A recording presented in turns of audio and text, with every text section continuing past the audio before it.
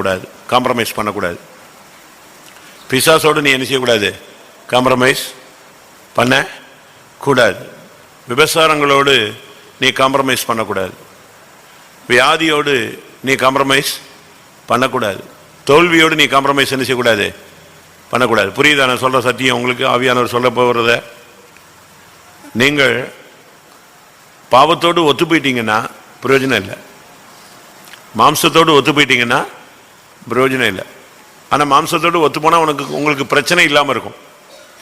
பிசாசோடு ஒத்து போயிட்டீங்கன்னா உங்களுக்கு என்ன இருக்காது? போராட்டம் இருக்காது.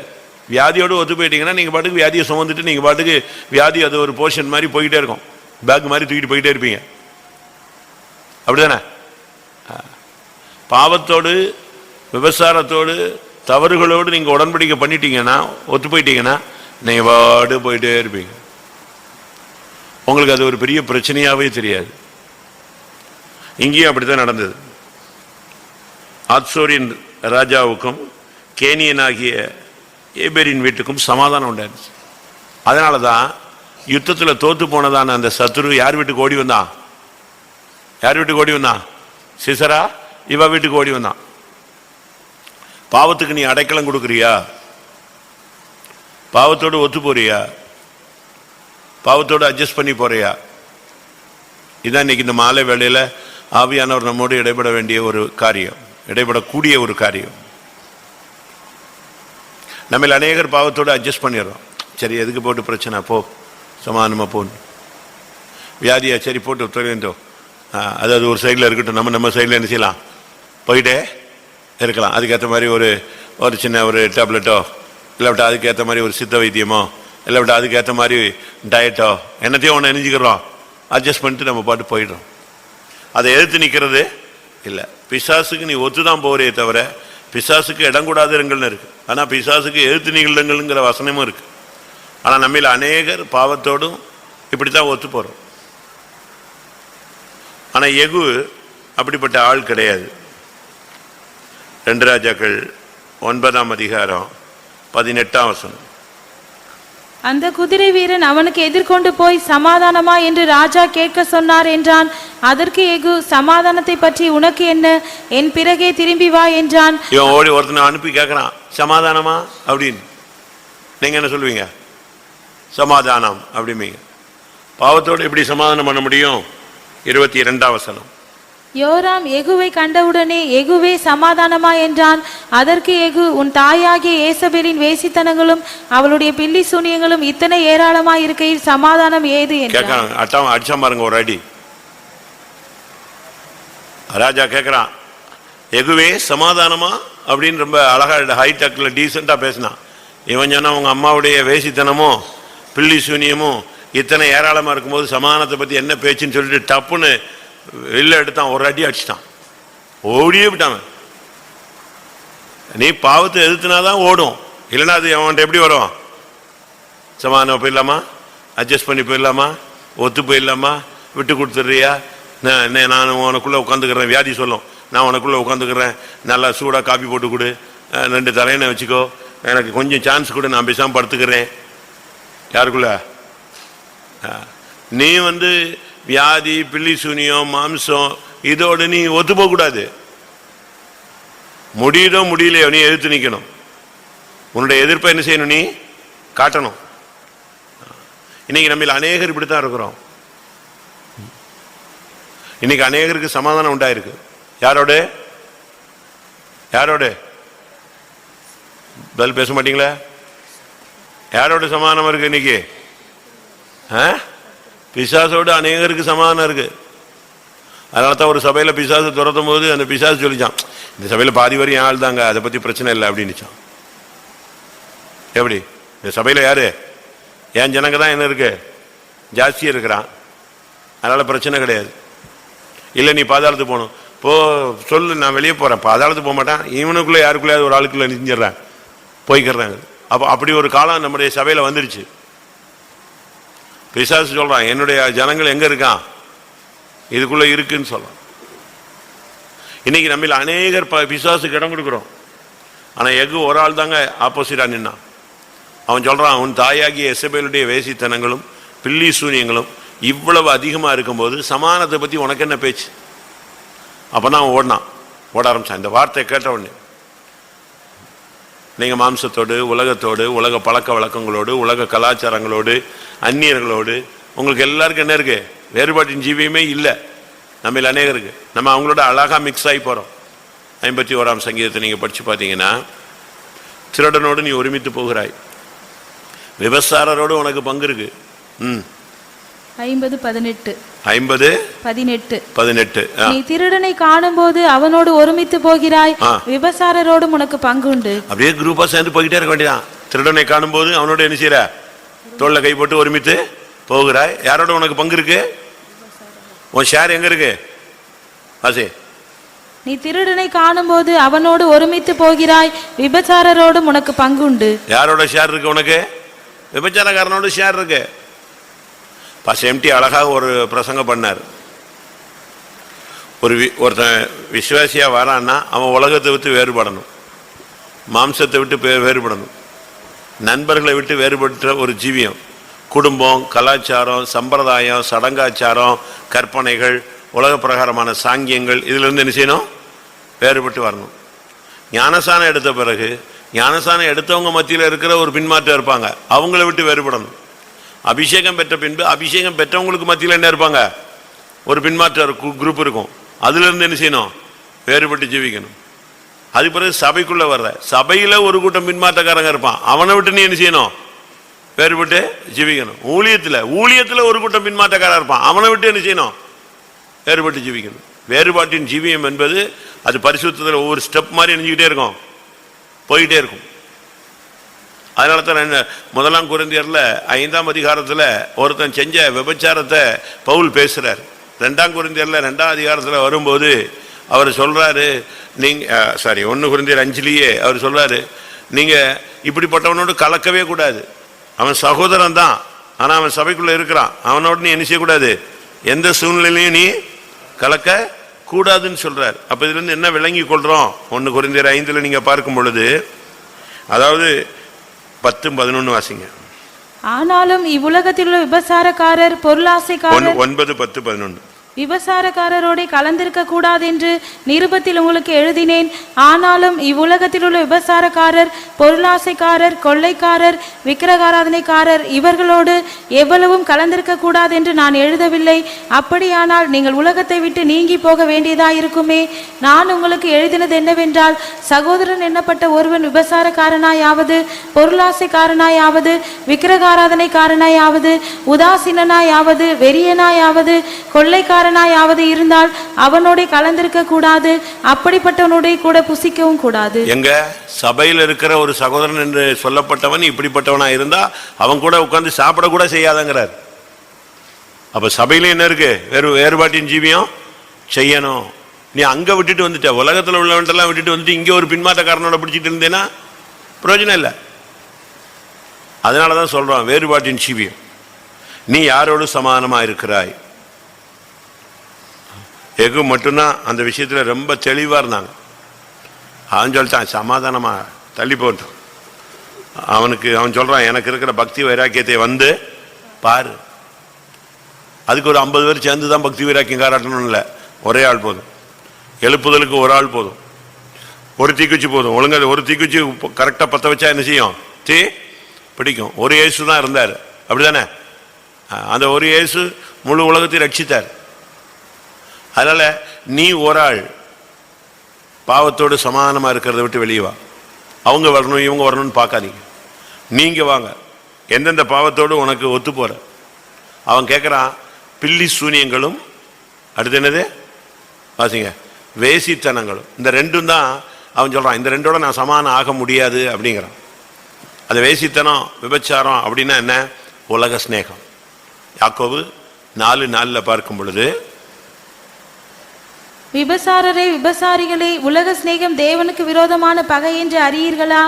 ஆகையால் உலகத்துக்கு சிநேகிதனாய் இருக்க விரும்புகிறவன் தேவனுக்கு பகைஞ்சன் ஆகிறான். முடிஞ்சுதா? உலக ஸ்நேகம் இதுதான் விபச்சாரம். அடுத்து 1 சாமுவேல்ல பார்க்கும் பொழுது முரட்டாட்டம், அதுதான் பில்லி சூனியம். நீ அதோட அந்த கேரக்டரை உனக்குள்ள வச்சுக்க கூடாது. 1 சாமுவேல் 15:23. ரெண்டகம் பண்ணுதல் பில்லி சூனிய பாவத்திற்கும். ரெண்டகம் பண்ணுதல் நம்பிக்கை துரோகங்கள். உண்ட வீட்டுக்கு என்ன செய்யக்கூடாதுன்னு சொல்லுவாங்க. உண்ட வீட்டுக்கு ரெண்டகம் பண்ணாத, அதான் பில்லி சூனியம். நீ போய் மந்திரவாதிட்ட போய் மந்திரம் செஞ்சு பில்லி சூனியம் தகடு தாயத்தெல்லாம் கட்ட வேண்டியதில்லை. நீ யாருக்கு துரோகம் பண்றியோ, நம்பிக்கை துரோகம் பண்றியோ, அதுதான் என்னது ரெண்டகம். நீ இதோடெல்லாம் ஐக்கியப்படக்கூடாது. இன்னைக்கு நம்மள அநேகர் இதுதான் இருக்கிறோம். இன்னைக்கு மாலையில் கத்தர் வந்த வேலை தான் பேச விரும்புகிறார். நீ எதோடலாம் ஐக்கியமாக இருக்கிற, யாரோடலாம் ஐக்கியமாக இருக்கிற, யாரோடலாம் நீ ஒத்து போகிற. ஒரு அபிஷேகம் பெற்று ஒரு ஆவிக்குரியவங்களோட ஒத்து போக முடியாது. மாம்சீகமாக ஜீவிக்கிறவங்களோட ஒத்து போக முடியும். எப்படி ஜெபிக்கிறவங்களோடு ஒத்து போக முடியாது.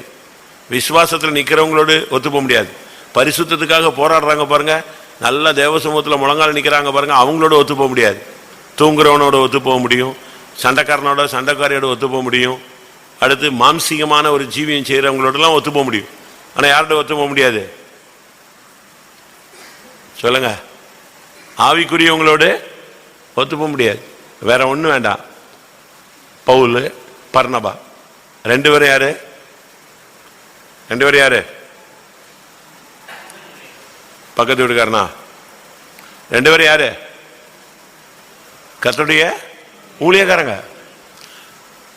நல்லா சொல்ல போனா பவுல் ஒரு இண்டிபெண்டன்ட் ஊழியக்காரர், பர்னபா ஆவிக்குரிய ஊழியக்காரர். அதாவது அப்போஸ்தல ஊழியத்தில் இருந்த ஒரு ஆள். இல்லாவிட்டா இன்னும் சொல்ல போனா அப்போஸ்தல ஊழியத்தில் உள்ளதான ஒரு விசுவாசி, நல்ல ஒரு விசுவாசி. பவுல அப்போஸ்தல ஐக்கியத்தில் கொண்டு வந்தது யாரு சொல்றாங்க? பர்னபா தான் கொண்டு வந்தாங்க. நீ வா, இங்க ஒரு ஊழியம் இருக்கு அப்போஸ்தல ஊழியன்னு சொல்லி பேதுருவிட்ட கொண்டு வந்து கான்டாக்ட் பண்ணி விட்டதே இவன் தான். சரி, இப்ப பிற்காலத்தில் ரெண்டு பேரும் சேர்ந்து ஊழியம் செய்யறாங்க, நல்ல ஊழியம் செய்யறாங்க. ஒரு இடத்துல ஒரு சின்ன பிரச்சனை ஆயிடுச்சு. யாருக்கும் பிரச்சனை ஆயிடுச்சு. பர்னபா மார்க்குங்கிற ஒரு பையனை கூட்டு வந்தான். மார்க் யாரு? மார்க் யாரு? தூங்காத எல்லாம். ஏய், எல்லாம் தூங்கிட்டியா? செத்து போயிட்டீங்களா? இருக்கா? எல்லாம் எழுப்பி விடாவல. எழும்பு, எங்க இரு, போயிடாது. எங்கிட்ட போயிட்டீங்கன்னா சீவனை விட்டு எங்கிட்ட போய் தொலைஞ்சு. பவுலுக்கும் பர்னபாவுக்கும் மார்க்குக்கும் உள்ள ஐக்கியம் என்ன? ரெண்டு பேரும் ரிலேஷன். அதான் பிரச்சனை. ஒரே ஜாதி, சொந்தக்காரன். இப்ப ரெண்டு பேரும் ஊழியத்துக்கு போயாச்சு. ஊழியத்துக்கு போன இடத்துல பர்னபா கொஞ்சம்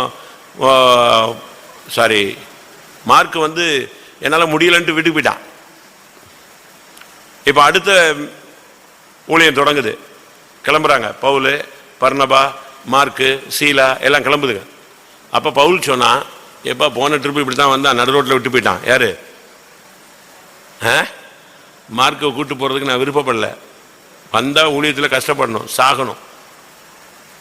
நான் திரும்பி போறேன், நான் அங்கிட்டு ஓடுறேன், இங்கிட்டு ஓடுறேன், இந்த பயிலெல்லாம் வச்சு நான் என்னால் நினைச்ச முடியாது, ஊழியம் செய்ய முடியாது. அதனால இந்த ட்ரிப்பு நம்முடைய ஊழியத்தில் யார் வரக்கூடாது,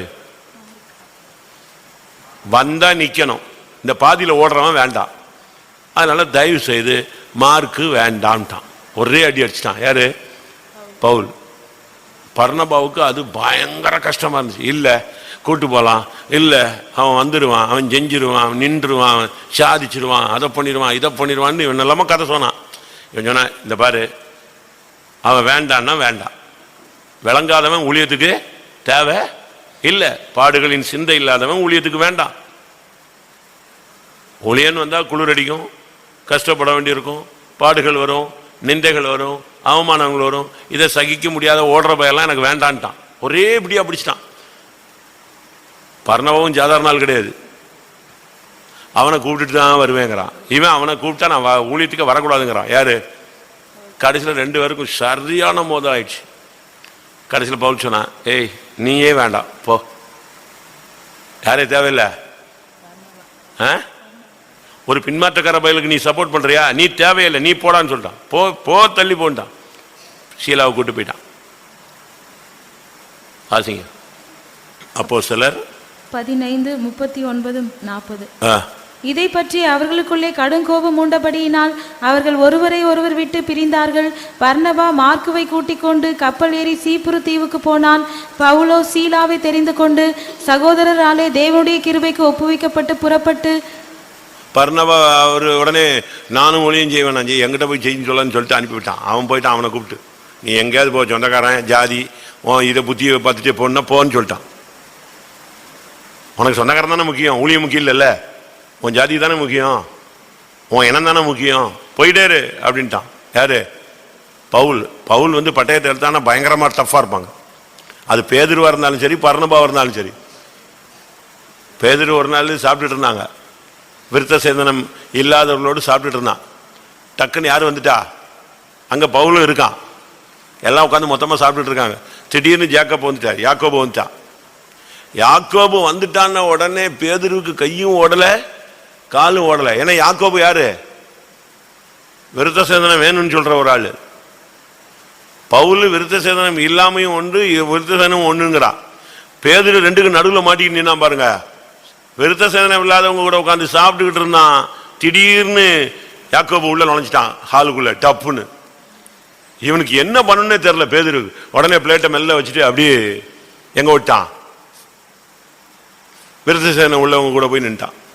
பவுல் சொன்னான், நீங்க நெல்லு, பிளேட்டை இங்கே வையே, நெல்லு, எங்க ஓடுற? நீ அப்போஸ்தலன் தானே, உனக்கு என்ன வேற்றுமை, உனக்கு என்ன வித்தியாசம், நீ எப்படி பிரிவினையை காட்டலாம்? இவ்வளவு நேரம் சும்மா உட்காந்து இவங்க கூட சாப்பிட்ட, இப்போ நீ அவன் வந்த உடனே நெஞ்சில பயந்து ஓடி போய் பிளேட்டை தூக்கிட்டு ஓடுற, நெல்லுன்னு சொன்னான். முகமுகமாய் வாசிங்க கலாத்தியர் 2:12. எப்படியெனில் யாக்கோபினிடத்திலிருந்து சிலர் வருகிறதற்கு முன்னே அவன் புறஜாதியாருடனே சாப்பிட்டான். அவர்கள் வந்தபோதோ விருத்த சேதனம் உள்ளவர்களுக்கு பயந்து விலகி பிரிந்தான்.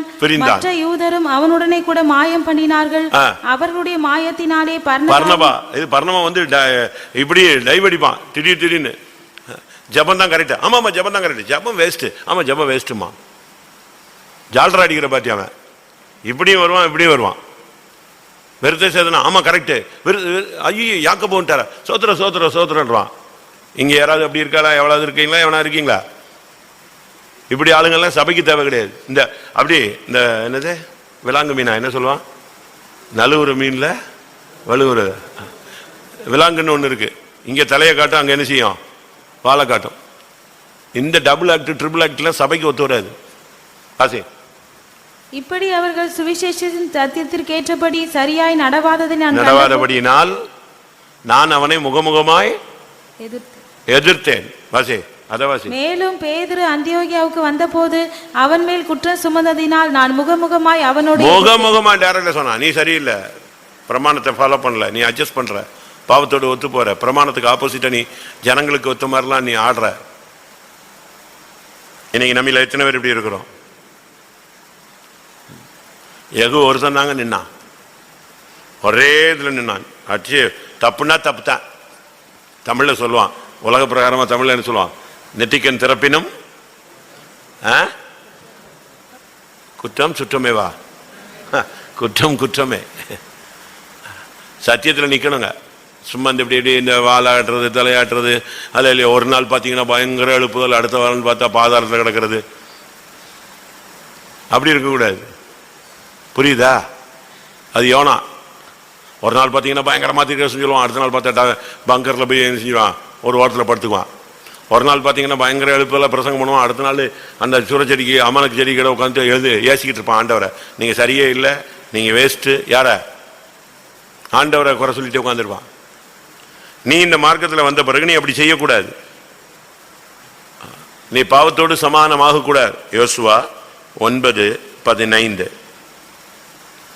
கத்தட்ட கேட்காம கிபியோனியரோடு அவன் சமானமாயிட்டான். யோசுவா 9:15 வாசி. யோசுவா அவர்களோட சமாதானம் பண்ணி அவர்களை உயிரோட காப்பாற்றும் உடன்படிக்கையை அவர்களோட பண்ணினான். யார் அவங்க? பொய் சொன்னவங்க, ஏமாத்தினவங்க. யார் அவங்க? கிபியோனியர். நாங்கள் ரொம்ப தூரத்துலேருந்து வர்றோமா, இந்த பாரு நாங்கள் அன்னைக்கு சுட்டு கொண்டு வந்த இதெல்லாம் பூசணம் பிடிச்சிருச்சு, இந்த பாரு நாங்கள் அன்னைக்கு போட்டு வந்த ட்ரெஸ்ஸு கிழிஞ்சு போயிடுச்சு, அப்போ போட்ட செருப்பெல்லாம் பிஞ்சு போச்சு. அழகா ஒரு பொய் சொன்னான். யோசுவா எவ்வளோ பெரிய ஆள், வாக்குத்தத்தம் உள்ளவன், பெரிய ஞானி. ஆனால் ஒரு செகண்ட்ல என்ன பண்ணிட்டான்? கவுந்து போயிட்டானே, அவங்களோட ஐக்கியமாயிட்டான். அதான் தப்பு. வாசிங்க, அதுக்கு மேல கீழே வாசிங்க. அவன் கர்த்தருடைய வார்த்தையை இந்த விஷயத்துல கேட்காமல் போய்விட்டான். 14. அப்பொழுது இஸ்ரவேலர் கர்த்தருடைய வாக்கை கேளாமல் அவர்களுடைய போஜன பதார்த்தத்தில் சிறிது வாங்கி கொண்டார்கள். கெட்டு போன அந்த பூசணம் புத்ததுக்காகவா சமானமாவ? இஸ்ரவேல் கர்த்தருடைய வார்த்தையை கேட்காமல் அவருடைய போஜன பதார்த்தத்தில் எதை வாங்கி கொண்டார்கள்? போஜன பதார்த்தம் எப்படி இருந்துச்சு சொல்லுங்க. அப்பத்தை சுட சுட கொண்டு வந்தோம், இப்பொழுது அது உலர்ந்து எப்படி போச்சு? பூசணம் பூத்ததை சாப்பிடுறதுக்காக உபவாசத்தை உடைப்ப?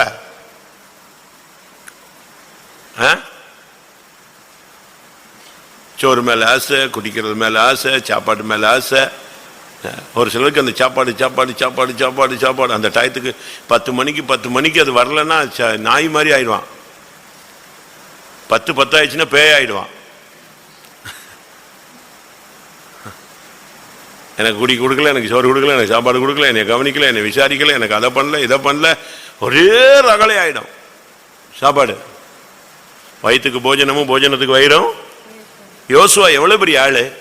அவனுக்கு வாக்குத்தத்தம் கொடுக்கப்பட்டது, உனக்கு முன்பாக ஒருவனும் உயிரோடு இருக்க நாளெல்லாம் ஒருவனும் உனக்கு முன்பாக எழுத்து நிற்பதில்லை. நீ தான் கானானுக்குள்ள பூண்டு போக போற, நீ தான் கானான பங்கிட போற, அதெல்லாம் உண்மை. ஆனா ஒரு சின்ன விஷயத்துல பட்டினி ஏமாத்திட்டானே ஒருத்தன், ஏமாத்திட்டானே.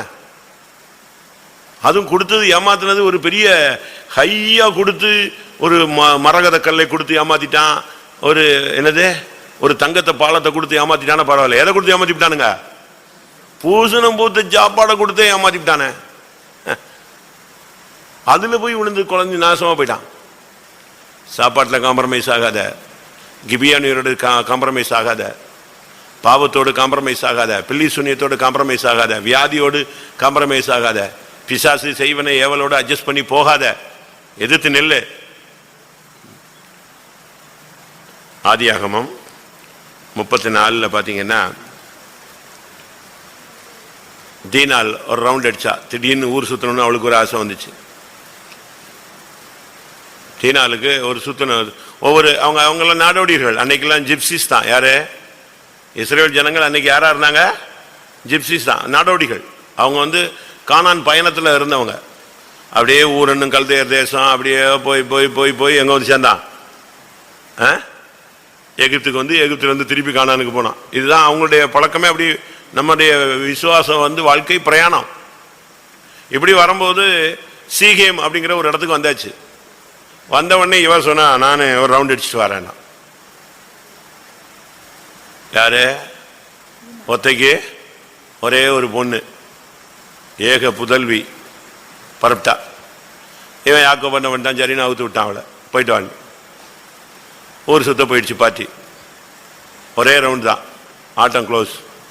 ஆட்டம் க்ளோஸ் இல்லை, வாழ்க்கையே க்ளோஸ்.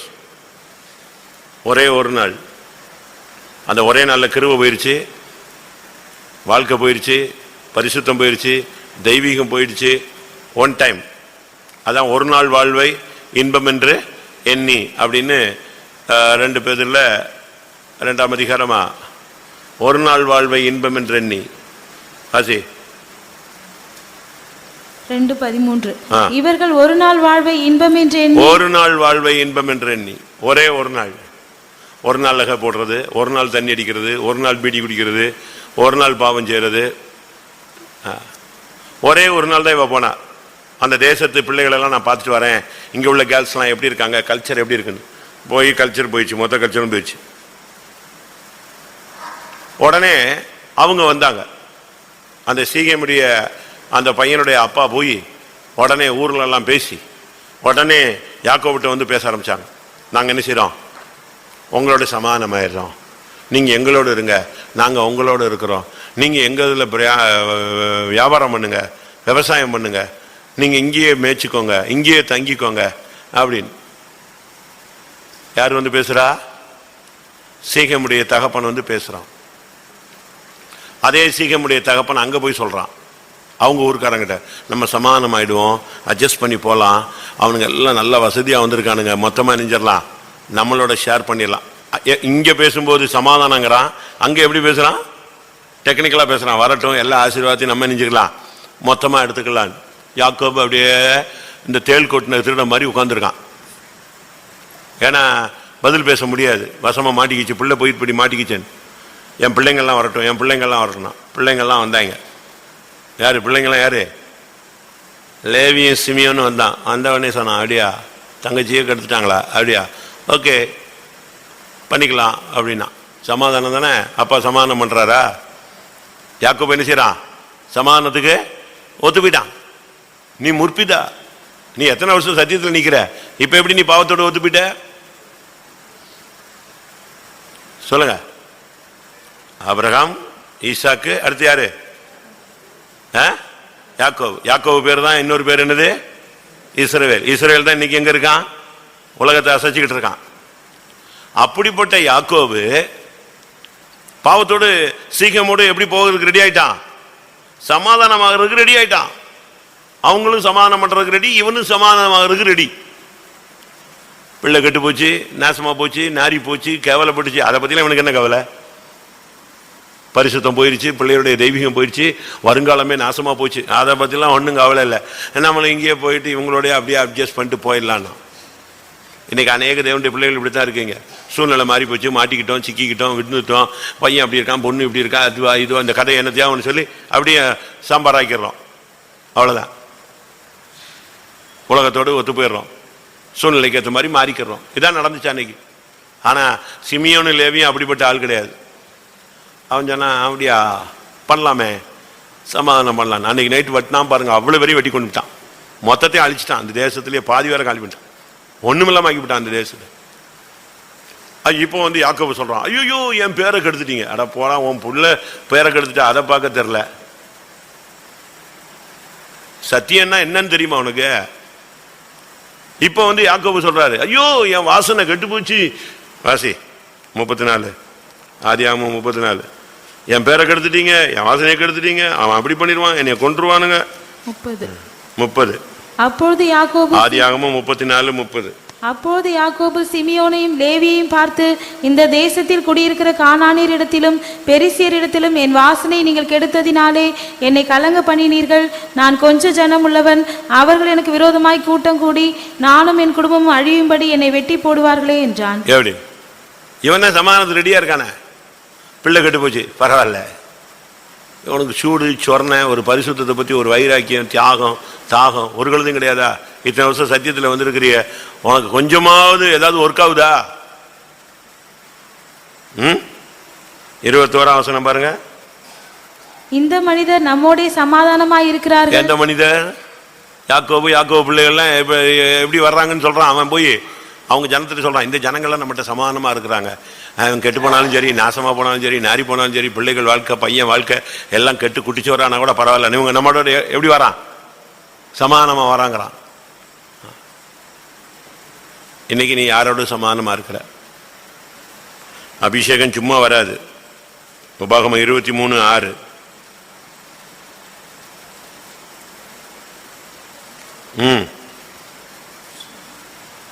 உபாகமம் 23:6. நீ உன் ஆயுள் நாட்கள் உள்ளளவும் ஒரு காலம் அவர்கள் சமாதானத்தையும் நன்மையும் தேடாதே.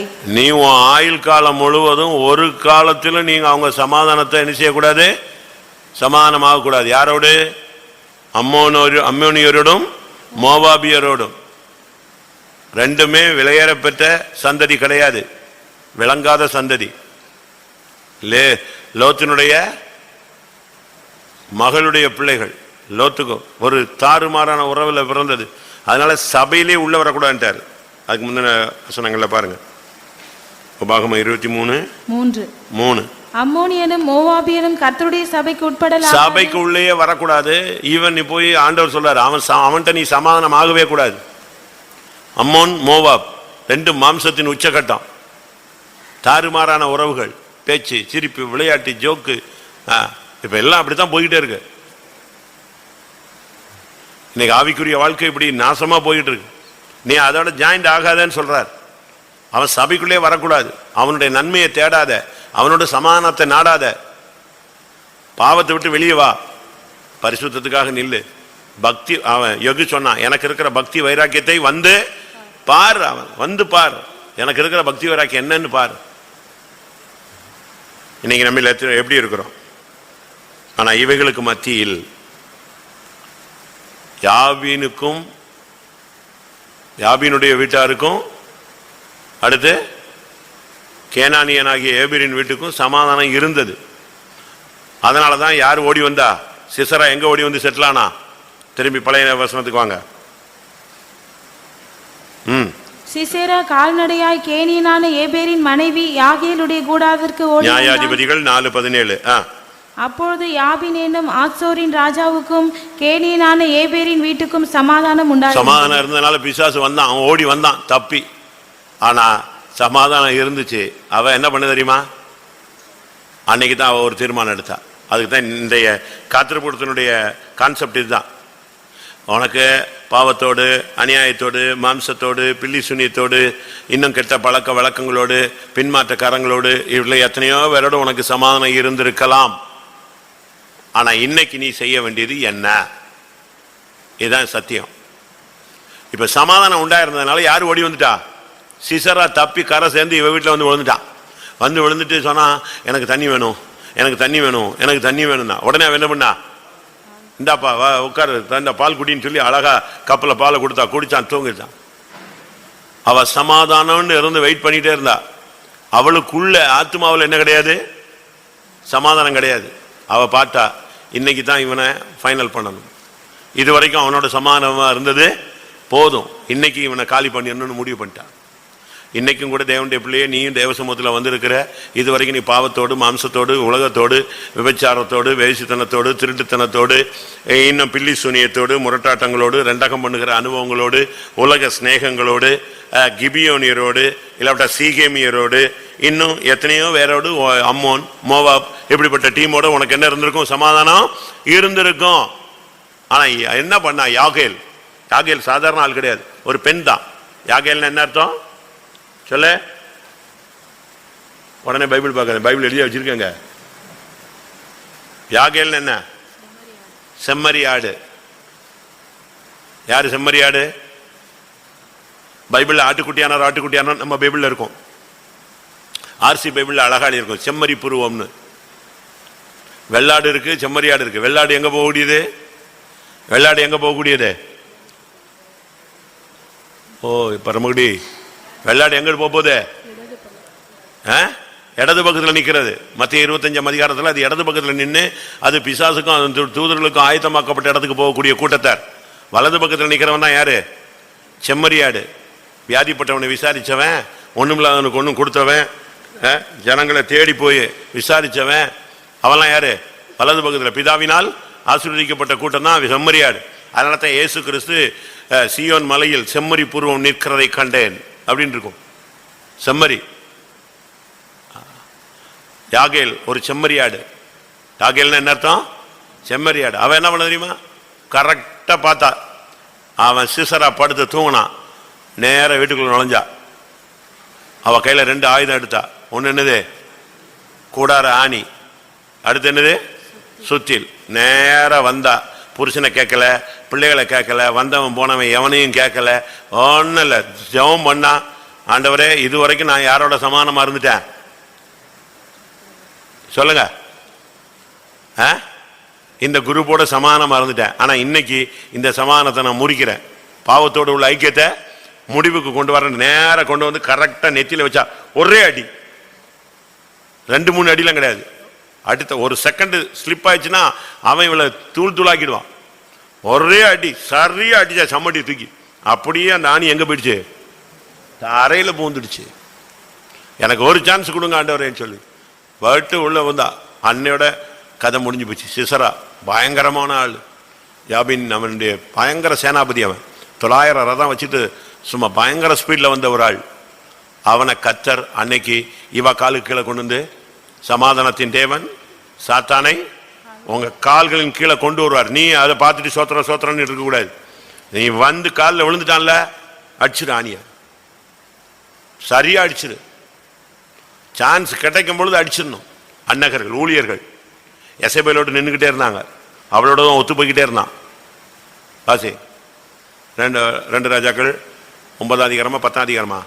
எசபேலோடு சுத்திக்கிட்டு இருக்கிற ஒரு கூட்டம் ஊழியக்காரங்க இருக்கிறாங்க. 9:32. அப்பொழுது அவன் தன் முகத்தை அந்த ஜன்னலுக்கு நேராக ஏறெடுத்து, என் பட்சத்தில் இருக்கிறது யார் யார் என்று கேட்டதற்கு 2-3 பிரதானிகள் அவனை எட்டி பார்த்தார்கள். இங்கிலீஷ் பைபிள் ஏற்றது இருக்கா? இங்கிலீஷ் பைபிள்ல பாத்தீங்கன்னா அழகா இருக்கும். என்னது? எகு கேட்கிறான், ஏய் என் பட்சத்துல மேல யாராவது இருக்கீங்களா அப்படிங்கிறான். அவன் கண்ணுக்கு மை அடிச்சு அழகா சும்மா ஐப்ரோ எல்லாம் அழகா கிளியர் பண்ணி பளிச்சுன்னு நிக்கிறான். யாரு? சிஸ்டர் எசபேல் ரொம்ப தெளிவா நிக்கிறா. இப்ப இவன் கேட்கறான், என் பட்சத்துல யாராவது இருக்கீங்களா அப்படின்னு கேட்கறான். டக்குன்னு 2-3 பேர் எட்டி பார்த்தான். எட்டி பார்த்தது யாரு? தமிழ்ல பிரதானிகள், இங்கிலீஷ்ல என்னது? அன்னகர்கள். இவனக் அன்னகர்கள் நின்னா. இவள் நாள் யாரு கூட தான் ஜலராட்சி சுத்திட்டு இருக்கான்? எசபேல் கூட தான். இவன் கேட்டான், என் பட்சத்துல இருந்தா தூக்கி போடுனா. அப்பதான் பட்டுன்னு ஒரு உணர்வு வந்துச்சு. ஐயோ, நம்ம இவ்வளவு நாள் யாரோட அட்ஜஸ்ட் பண்ணி போயிருக்கோம்? யாரோட அட்ஜஸ்ட் பண்ணிட்டோம்? எசபேலோட அட்ஜஸ்ட் பண்ணிட்டோம். கற்பு இல்லாதவள் எசபேல் அப்படின்னா கற்பு இல்லாதவள்னு அர்த்தம். அவளோட அட்ஜஸ்ட் பண்ணிட்டோமே நினைச்சிட்டு ஒரு செகண்ட் கூட சிந்திக்கல. டப்புன்னு தூக்கி எரிஞ்சிட்டான். மாடியில இருந்து தூக்கி எரிஞ்சிட்டான். விழுந்து நொறுங்கி போயிட்டான். இன்னைக்கு நீ இந்த காரியத்தை செய்யணும். நீ யாகையில இருந்தா ஆணி எடு, அடி சரியா அடிக்கணும். எப்படி அடிக்கணும்? நம்ம நினைக்கிறோம் இயேசு சிலுவையில் அறையப்பட்டார்னு. அப்படி அல்ல. இயேசு சிலுவையில் அறையப்பட்டது எழுத்தின் பிரகாரமான உண்மையாக இருந்தாலும், இயேசு சிலுவையில் அறையப்பட்ட அன்னைக்கு எது சிலுவையில் அறையப்பட்டது? கொலோசியர் 2:14-15. வாசி. நமக்கு எதிரடையாகவும் கட்டளைகளால் நமக்கு விரோதமாகவும் இருந்த கையெழுத்தை குலைத்து அதை நடுவில் இராதபடிக்கு எடுத்து சிலுவையின் மேல் ஆணி அடித்து. எப்படி? இயேசு சிலுவையில் அறையப்பட்டது வெளியரங்கமா பார்த்தா இயேசு சிலுவையில் அறையப்பட்டாரு. ஆனா அவர் அங்க நடந்த காரியம் என்னது? அந்த கட்டளைகளில் நமக்கு விரோதமா இருந்ததெல்லாம் எடுத்து சிலுவையிலே ஆணி அடித்து துரைத்தனங்களையும் அதிகாரங்களையும் முறிந்து கொண்டு வெளியரங்கமான கோலமாக்கி அவைகளின் மேல் சிலுவையிலே வெற்றி சிறந்தார். சிலுவை தோல்வி அல்ல, வெற்றி சிறந்தது. இப்ப நீ ஆணி அடிக்கணும். எல்லாம் கண்ணை மூடுங்க. எத்தனை பேர் ஆணி எடுக்க போறீங்க? எத்தனை பேர் சுத்தி எடுக்க போறீங்க? வாசிங்க. நியாயாதிபதிகள் 4 வா. அங்க என்ன இருக்கு? 21. பின்பு ஏபேரின் மனைவியாகிய யாகேல் ஒரு கூடார ஆணியை எடுத்து தன் கையிலே சுத்தியை பிடித்து கொண்டு மெல்ல அவன் அண்டையில் வந்து அவன் நெற்றியிலே அந்த ஆணியை அடித்து போட்டால் அது உருவி போய் தரையிலே புதைந்தது. அப்பொழுது ஆயாசமாய் தூங்கின அவன் செத்து போனான். எதையும் யோசிக்காத. இதுக்கு புருஷன், மனைவி, பிள்ளை, பாஸ்டர் ஒரு ஆள் தேவை கிடையாது. இப்ப அபிஷேகத்துல நீ ஒரு சுத்தி எடு, ஒரு ஆணி எடு. இது வரைக்கும் நீ இந்த பாவத்தோடு நீ ஒத்து போயிட்ட. இனிமேல் ஒத்து போறதுக்கு நீ ரெடி ஆகாத. ஒத்து போயிட்டேன்னா உன் வாழ்க்கையும் ஊழியமும் ஃபியூச்சரும் நாசமா போயிடும். எல்லாம் கண்ண மூடி முழங்கால் போடுங்க. ஒரு 10 or 15 minutes தேவ சமூகத்தில் உட்காருங்க. நல்லா முழங்கால் போட்டு கையை வைத்து, கர்த்தாவே, நான் யாக்கோபை போல தவறுகோடு சீகேமின் புத்திரரோடு நான் ஐக்கியமாயிட்டேனா? சங்கீதக்காரன் சொன்னது போல விபச்சாரக்காரரோடு இல்லாவிட்டால் திருடரோடு ஒருமித்து போயிட்டேனா? இல்ல யோசுவாவை போல நான் கிபியோனியரோடு சமாதானம் ஆயிட்டேனா? நான் எங்க தவறு செஞ்சிட்டேன் சுவாமி, என்ன மன்னியுங்க. நான் ஒரு அன்னகனா இருந்தாலும் எசபேலோடு ஒத்து போயிட்டேன். நான் ஒரு ஆவிக்குரியவனா இருந்தாலும் இதுவரைக்கும் நான் சிசராவோடு ஒத்து போயிட்டேன். என்ன மன்னியுங்க. ஆண்டோடைய சமூகத்தில் நீங்க கேட்கறதுல தான் இருக்கு. இப்போ நான் இதுவரைக்கும் அவங்களோட சமாதானமா போனது தப்பு, என்ன மன்னியும். நீ ஒரு அபிஷேகம் பெற்றவன், நீ ஒரு ஊழியக்காரன், நீ தேவ கிருபையை பெற்றவள், தரிசனம் உள்ள ஒரு ஆள், வெளிப்பாடு உள்ள ஒரு ஆள், அழைப்பு உள்ள ஒரு ஆள், வாக்குத்தத்தம் உள்ள ஒரு ஆள், அக்கினி அபிஷேகம் உள்ள ஆள், இரட்டிப்பான விசேஷித்த கிருபை உள்ள ஒரு நபர். ஆனா நீ பாவத்தோடு ஒத்து போய் கொண்டிருக்கிறாய். இன்றைக்கு கர்த்தர் அந்த வல்லமையை உன் கையில் இந்த காத்திருப்பு கூட்டத்தில் ஒப்பு கொடுக்கிறார். ஒரு அபிஷேகத்தோடு எழும்பு. ஹல்லேலூயா. கர்த்தரின் புயமே எழும்பு. பூர்வ நாட்களை போல எழும்பு. மறுபடியும் நீ சுத்தியில் எடு, கூடார ஆணியை எடு. ஆமென். நீ எதோடு ஒத்து போனாயோ அந்த பாவத்தை இன்னைக்கு சிலுவையில் ஆணி அடிப்பாயாக. போதும். நீ அதனால பட்ட அவமானங்களும் கேவலங்களும் சிந்தி சீரழிஞ்சு இன்னைக்கு நீ உன்னுடைய ஊழியம், ஜீவியம், உன்னுடைய குடும்பம், உன்னுடைய ஆவிக்குரிய வாழ்க்கை, வாலிப பிராயம் எல்லாம் நஷ்டப்பட்டு போய் நின்று கொண்டிருக்கிறாய். இனிமேல் தாமதம் பண்ணாத. ஹல்லேலூயா. ஆமென். அவள் எழுந்தது போல எழும்பு. யாகேலாய் கர்த்தர் உன்னை அழைத்து இருக்கிறார். ஆட்டுக்குட்டியானவர் எங்கே போனாலும் பின் செல்லும்படியாக நீ ஒரு செம்மறியாடு, எழும்பே. ஆமென். இதான் டைம். ஆமென். இனி நேரம் இல்ல. நீ யாரையும் பார்க்காத, மனுஷனை பார்க்காத, சூழ்நிலையை பார்க்காத, பிசாசோடு உள்ள தொடர்பை துண்டிக்கும்படியாக சுத்தியலை ஆணி எடு, அபிஷேகத்தில் அடி. சத்துரு இன்றைக்கு ஆணி அடிக்கப்படட்டும்.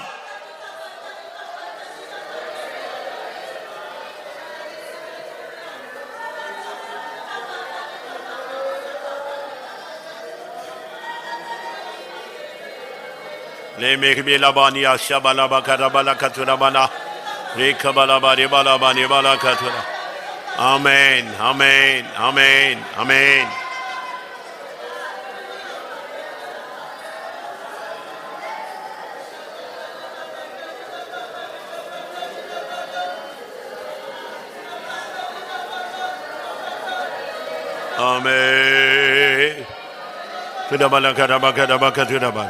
ஆமென். உங்களில் எத்தனை பேர் உணர்த்தப்படுகிறீர்கள்? யோசுவாவை போல கர்த்தருடைய வார்த்தையை கேட்காம நான் சில காரியத்தோடு ஐக்கியமாய் போயிட்டேன். யாக்கோபை போல சில பாவத்தோடு நான் ஒத்து போயிட்டேன். எத்தனை பேர் ஒத்துக்கொள்றீங்க? சங்கீதக்காரனை போல நான் திருடனோடு ஒருமித்து போயிருக்கிறேன். விபச்சாரத்தோடு எனக்கு பங்கு இருக்கு. சபையில் உள்ள தோல்விகரமான ஆட்களோடு நான் இருக்கிறேன். எத்தனை பேர் ஒத்துக்கொள்றீங்க? ஒத்துக்கொள்றவங்க உங்களுடைய வலது கரத்தை உயர்த்துங்க. யோசுவாவை போல, ஏன் யாகேலை போல, ஏன் யாக்கோபை போல, ஏன் அந்த அன்னகர்களை போல நான் இதுவரை பாவத்தோடு, சூழ்நிலைகளோடு, உலகத்தோடு, மாம்சத்தோடு நான் ஒத்து போனது உண்மை. தேவரீர் என்னை மன்னியும். வாயை திறந்து சொல்லுங்க. ஹல்லேலூயா, ஹல்லேலூயா. தேவரீர் என்னை மன்னியும்.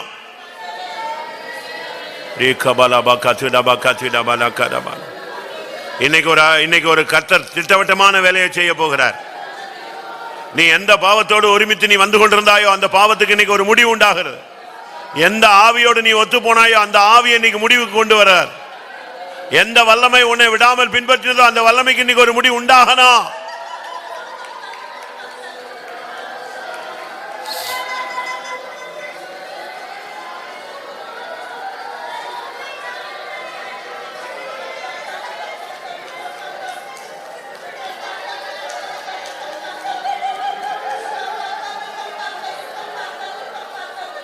Hallelujah.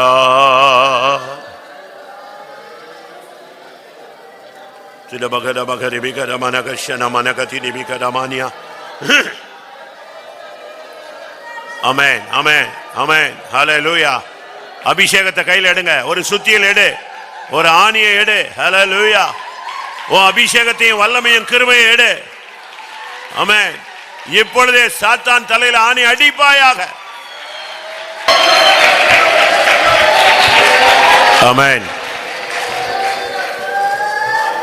அவளை ஆவியானவர் சரியா கைட் பண்ணாரு, லீட் பண்ணாரு. அவன் வந்த உடனே தண்ணிக்கு பதிலாக பாலை கொடுத்து படுக்க வச்சுட்டு நீ அமைதியா இருன்னு சொன்னார். ஆவியானவர்கிட்ட பேசினார். இப்ப நீ சுத்தியில் எடுனார், இப்ப நீ கூட ராணி எடுனார். தைரியமா இரு, நேர போ அடின்னு சொல்லிட்டார். ஒரே அடி நெத்தியில வச்சு அடிச்சிட்டா. அன்னைக்கு தாவீது ஒரே அடியில நெத்தியில அடிச்சான் பாருங்க. அதே மாதிரிதான் நெத்தி போட்டுல வச்சு ஒரே அடி அடிச்சா. ஆமா. இன்னைக்கு நீ முடிவெடுத்துட்டியா? பாவத்திலிருந்து வெளியே வர்றதுக்கு முடிவெடுத்துட்டீங்களா? பிசாசின் போராட்டத்திலிருந்து வெளியே வரணும்னு முடிவெடுத்துட்டீங்களா? பரிசுத்தத்துக்காக நிக்கணும்னு வைராக்கியமான ஒரு முடிவு எடுத்துட்டீங்களா? எத்தனை பேர் எடுத்துட்டீங்க? ஹல்லேலூயா. கர்த்தருக்காக நிக்கணும்னு வைராக்கியம் வந்துருச்சா? எடு, ஆணி எடு, சுத்தில எடு, சத்துருவின் தலையில அடி இயேசுவின் நாமத்தினால. இன்றைக்கு கர்த்தர் உன்னை அபிஷேகம் பண்ணுகிறார். இன்றைக்கு கர்த்தர் உன்னை யாகேலாய் அபிஷேகம் பண்ணுகிறார். இன்றைக்கு உன்னை அன்னகர்களாய் அபிஷேகம் பண்ணுகிறார்.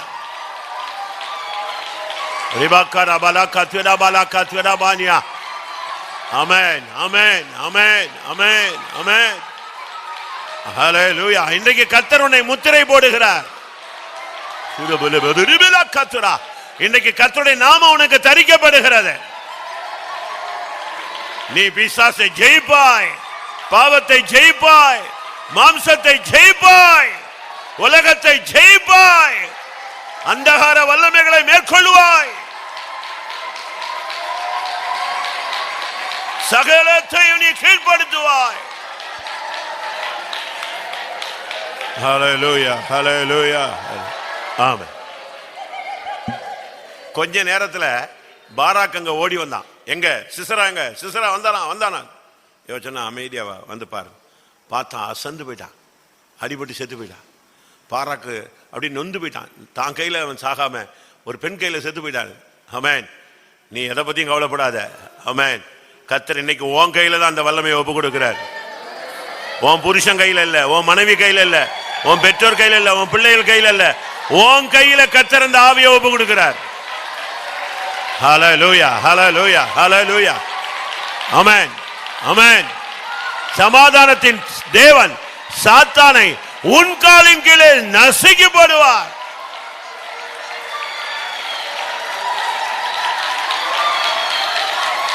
ஆமென்,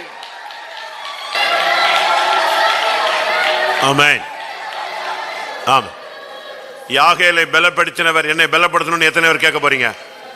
நல்லா புரிஞ்சுக்கோங்க. உங்க குடும்பம், உன் பிள்ளை, உன் தொழில், உன் அபிஷேகம், உன் தெய்வீகம், உன் மகிமை, உன் மேன்மை, இதுக்கு விரோதமான ஆவியை கர்த்தர் இன்னைக்கு ஒப்பு கொடுக்கிறேன்னு தான் இப்ப போராடிக்கிட்டு இருக்கிறார். நீ வேற யாரோ மாதிரி அந்நியனை மாதிரி அங்கேயும் இங்கேயும் கண்ணை திறந்து பார்த்துட்டு உட்காந்துக்கிட்டு கவுந்துக்கிட்டு அந்த மேன்மையை இழந்து போயிடாத. யாக்கேல் சும்மா இல்லை, அவ கூட ராணியை எடுத்துட்டா. ஹல்லேலூயா. சுத்தியை எடுத்துட்டா. ஆமென். அவளை கர்த்தர் கரங்கள் எடுக்க ஆரம்பிச்சிட்டாரு. ஆமென். நீ ஒரு சாதாரண பிரதானி போல எசபேலோடு சுத்திட்டு இருக்காத. தூக்கி போட வேண்டிய நேரம் வந்துருச்சு. போடு இயேசுவின் நாமத்தினால. அடி, ஆணி அடி, தூக்கி ஏறி. இயேசுவின் நாமத்தில் ஜெயம்.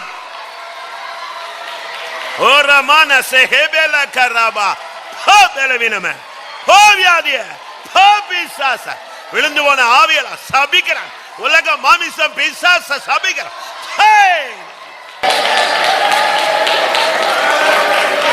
உம்மலோரு சேனையினுள் பாய்ந்து செல்லுவேன் தேவனாலே.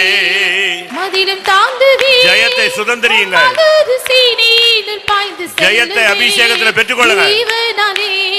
மதிலும் தாண்டுவேன் சதிகளை, சத்தியரும்பல நான் ஜெயித்திடுவேன். சத்துருவின் சதிகளை சத்தியரும்பல நான் ஜெயித்திடுவேன். உம்மலோரு சேனையினுள் பாய்ந்து செல்லுவேன் தேவனாலே.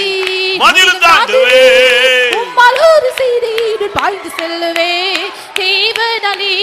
மதிலும் தாண்டுவேன். சத்துருவின் சதிகளை சத்தியரும்பல நான் ஜெயித்திடுவேன். சத்துருவின் சதிகளை சத்தியரும்பல நான் ஜெயித்திடுவேன். சத்துருவின் சதிகளை சத்தியரும்பல நான் ஜெயித்திடுவேன். சத்துருவின் சதிகளை சத்தியரும்பல நான் ஜெயித்திடுவேன். சத்துருவின் சதிகளை சத்தியரும்பல நான் ஜெயித்திடுவேன். சத்துருவின் சதிகளை சத்தியரும்பல நான் ஜெயித்திடுவேன். சத்துருவின் சதிகளை சத்தியரும்பல நான் ஜெயித்திடுவேன்.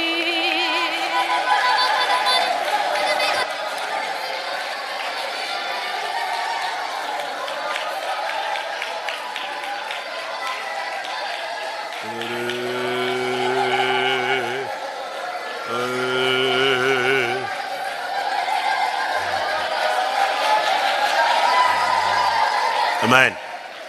கர்த்தர் சாத்தானை உன் கால் அருகே, பைபிள் சொல்லுகிறது, அவள் கால் அருகே அவன் வந்து வணங்கி விழுந்து கிடந்தான். எங்கே விழுந்தானோ அங்கேயே மடங்கி விழுந்தான். எங்கேயோ விழுந்தானோ அங்கேயே மடங்கி கிடந்தான். அதுக்கு பிறகு அவன் எழும்பல. ஹல்லேலூயா. இனிமேல் அந்த போராட்டம் உனக்கு இருக்காது. இன்னைக்கு நீ அவனை தலையை நசுக்கிட்டேன்னா முடிஞ்சிருச்சு. இன்னைக்கு ஆணி அடிச்சுட்டேன்னா முடிந்தது. இனி உன் பிள்ளைகளோட போராட்டம் இருக்காது. உன் ஊழியத்துல போராட்டம் இருக்காது. வியாதி இனிமே வராது.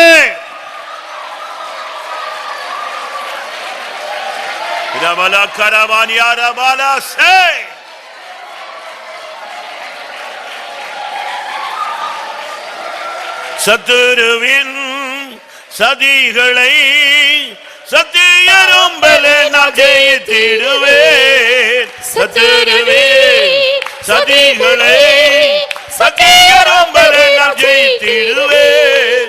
சத்துருவே சதிகளை சத்தியரும்பலே நான் ஜெயித்திடுவேன். சத்துருவின் சதிகளை சத்தியரும்பலே நான் ஜெயித்திடுவேன். சத்துருவே சதிகளை சத்தியரும்பலே நான் ஜெயித்திடுவேன். சத்துருவே சதிகளை சத்தியரும்பலே நான் ஜெயித்திடுவேன்.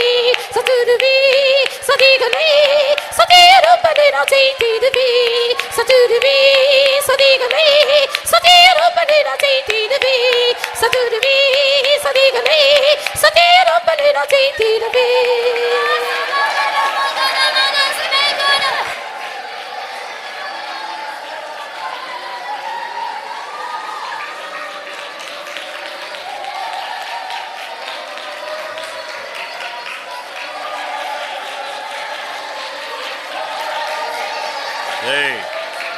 கண்ண மூடு கண்ண மூடு கண்ண மூடு.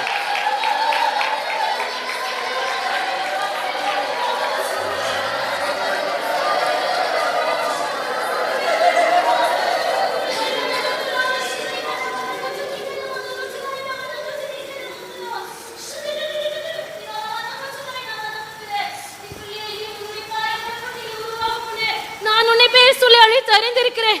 நீ என்னுடையவள். நீ என்னுடையவளாகும்படி உன்னை மற்ற ஜனங்களை விட்டு பிரித்தெடுத்தேன்.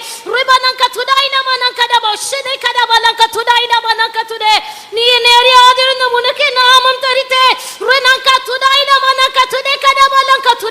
நீ என்னை அறியாதிருந்து உனக்கு இடைக்கட்டுகளை கட்டினேன். இப்பொழுது முன்னோடு போராடின வல்லமைகளை நீ தேடி நீ அவைகளை காணாதிருப்பாய் என்று கர்த்தர் சொல்லுகிறார். ஹல்லேலூயா ஹல்லேலூயா. Array நிசமே அலாபாரியா.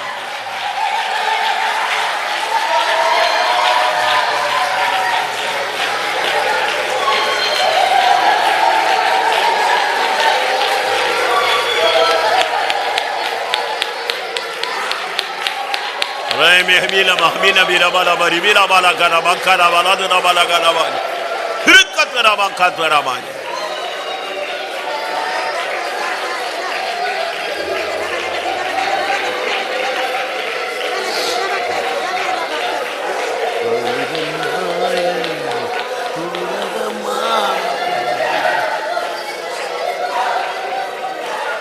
Kudabala karaba karaba katudaba katudi bili bidaba namşana bala. Oh da da da da da da da da da ribana. Riga badane me karabala baushana. Riga badane me karabala katudi karabala shabala bala bala. Amen. Amen. கர்த்தருடைய சமூகத்துக்காய் ஸ்தோத்திரம் பண்ணுவோம். ஆவியானவருடைய ஆளுகைக்காய் ஸ்தோத்திரம் பண்ணுவோம். பரிபூர்ண ஜீவனால் ஒன்று கூட நிறைத்து சத்ருவின் வல்லமைகள் மேல் ஆணி அடிக்க கர்த்தர் நமக்கு அருள் செய்தார். அதற்காக ஸ்தோத்திரம் பண்ணுவோம். ஜெயம் பெற்றவங்க ஆணி அடித்தவங்க எல்லாம் கரங்களை உயர்த்தி ஸ்தோத்திரம் பண்ணுவோம்.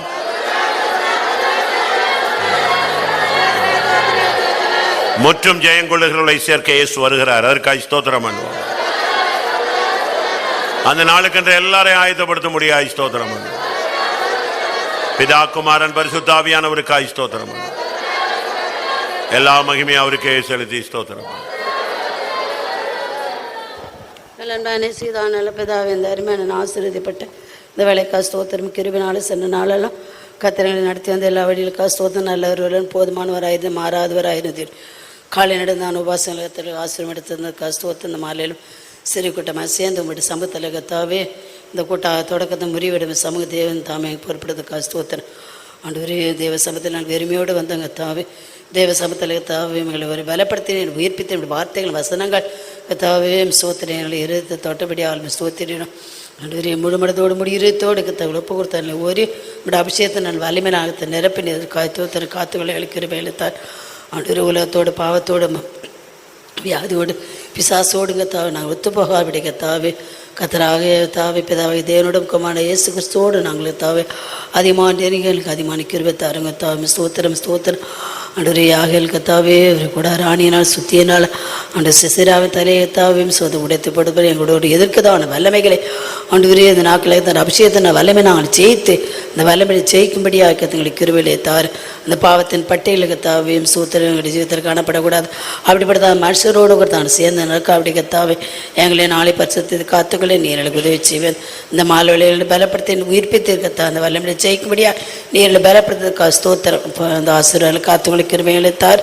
இரவு ஜபத்தகத்தர் ஆசிரியதிக்கு எனகத்தாவே பரிசுத்தாரான தேவோட கத்திரப்படையும் சகல வருஷத்தாடு கத்தாவே நடத்தப்பட்ட கூட்டங்கள் ஜமானானி பொருள் நடத்தும் அதுதான் தேவடி பிள்ளைகள் ஒரு பலப்படுத்துக்காக ஸ்தோத்திரம் கிருபையில கத்திரப்படுகிறோம். நீர் எப்பொழுது வந்து பரிசுத்தப்படுத்த ஆயத்தப்படுத்தும் இயேசுவே நாம்